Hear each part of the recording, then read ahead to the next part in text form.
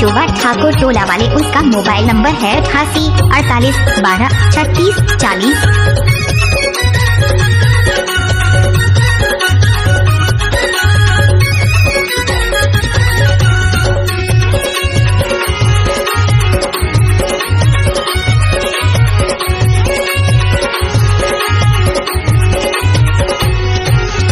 धरती दाई मोर महेतारी जन्म देवैया,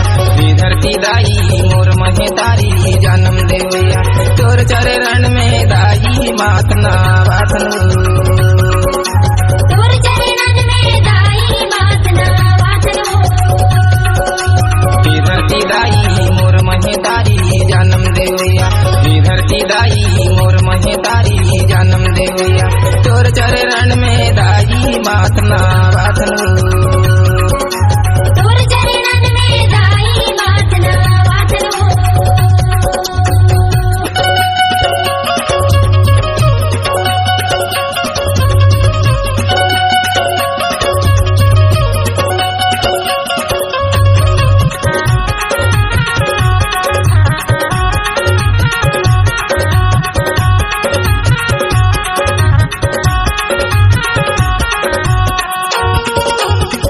डीजे निरुत्तम कुंजाम चोवा ठाकुर टोला वाले, उसका मोबाइल नंबर है 88 48 12 36 40। पालनहार गोदारी दुनिया के पालनहार,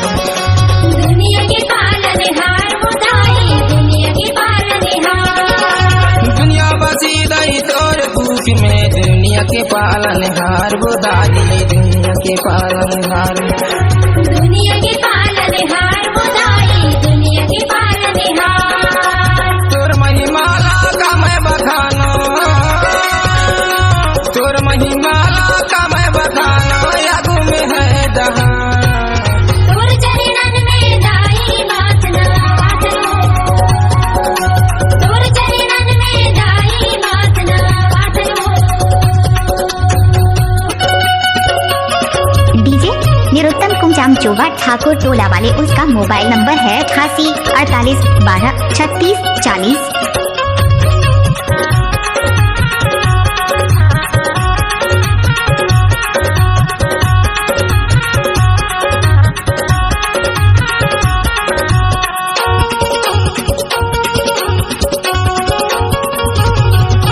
तोर गोदी में तीरथ सागर ऋषि मुनि तपस्वी हो,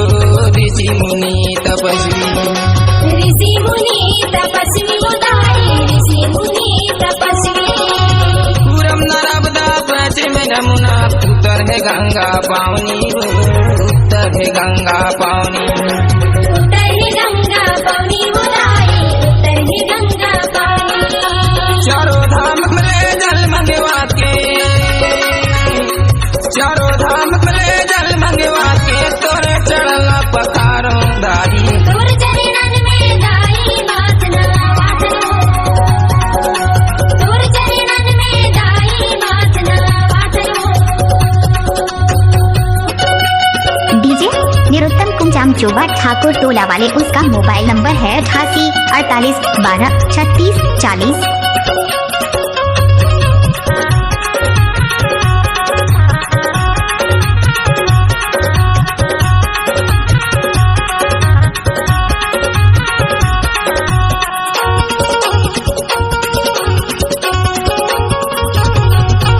तोर चरण में खेती खार दई बनी के करैया वो,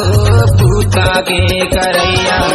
भूता के करैया गोदाई भूता के करैया, छोटे बड़े अरे ऊंच नीच अरे सबके पार लग गैया वो दाई, सबके पार लग गैया, सबके पार लगैया गोदाई सबके पार लगैया, तोर भक्ति में मगन होके, तोर भक्ति में मगन होके, गुड्डाया दो करते गुहार, तोर चरण में दाई मातना वाथन, तोर चरण में दाई मातना वाथन, धरती दाई मोर महेतारी जन्म देवैया,